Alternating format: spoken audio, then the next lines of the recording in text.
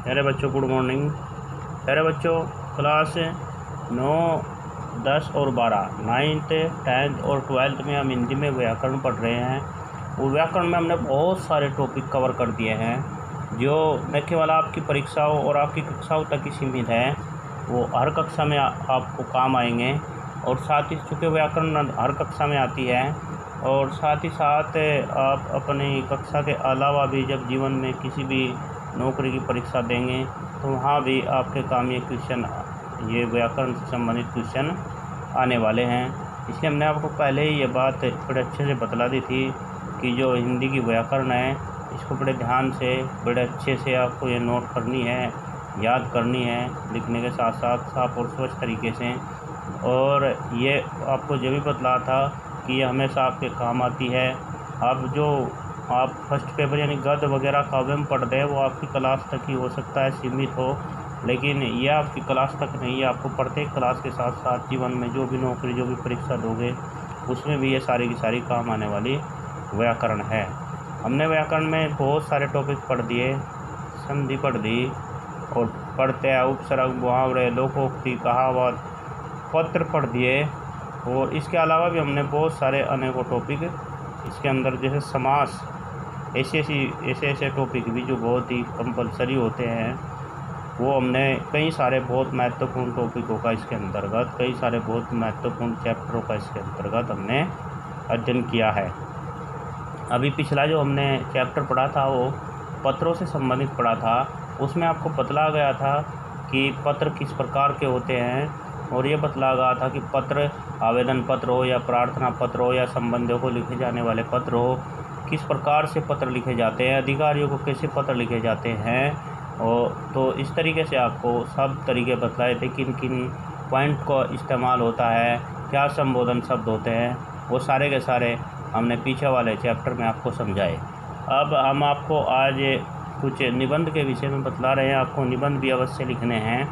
तो निबंध जैसे ये निबंध है प्रदूषण की समस्या और समाधान या पर्यावरण एवं स्वास्थ्य, क्योंकि आपकी जो परीक्षाएं हैं उनमें निबंध आता है लिखने के लिए और निबंध कई बार 10 नंबर तक आता है।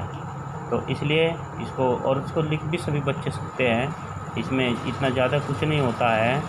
इसको एक बार समझने के बाद कि टॉपिक निबंध का टॉपिक क्या है और साथ ही हम उसके अंतर्गत कौन सा टॉपिक बनाकर लिख रहे हैं। तो सभी निबंधों में सबसे पहले उसके हेडिंग्स बना लेते हैं।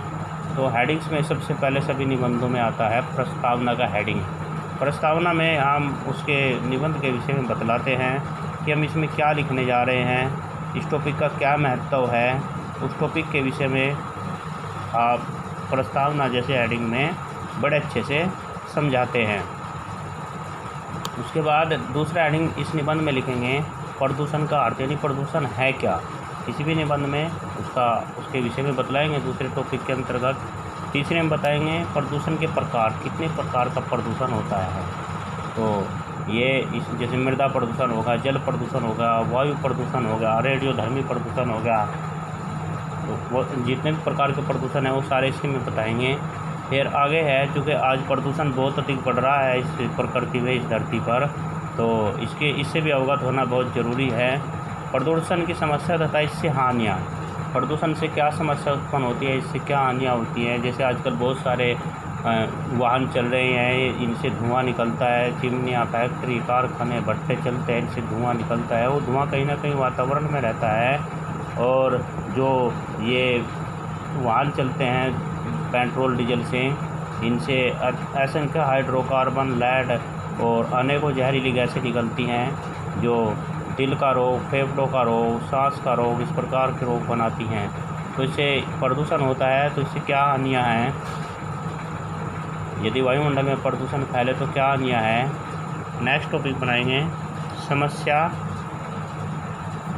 का समाधान और लास्ट में उपसंहार, यानी 2 टॉपिक, एक तो प्रस्तावना, एक उपसंहार। ये आपको प्रत्येक निबंध में लेना है। उपसंहार यानी निष्कर्ष रूप में आप क्या बतलाना चाहते हो, उस टॉपिक के अंतर्गत क्या निष्कर्ष निकलता है आपकी तमाम बातों का और उस टॉपिक का, वह आपको इस उपसंहार वाले टॉपिक में व्यक्त करना है। और ये संभवतः सभी बुकों में ये निबंध होगा और सभी कक्षाओं को आपको 9, 10, 12 सभी कक्षाओं को ये करना अनिवार्य है। इसलिए आप सभी इनको बड़े अच्छे से साफ सहज तरीके से कर लेना है और यहाँ से भी आप वीडियो भी ले सकते हो।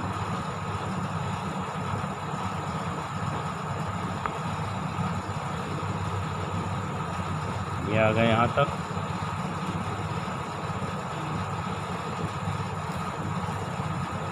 ये आ जाए।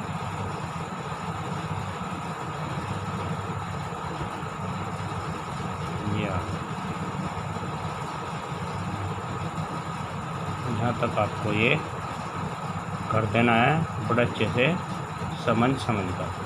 Thank you.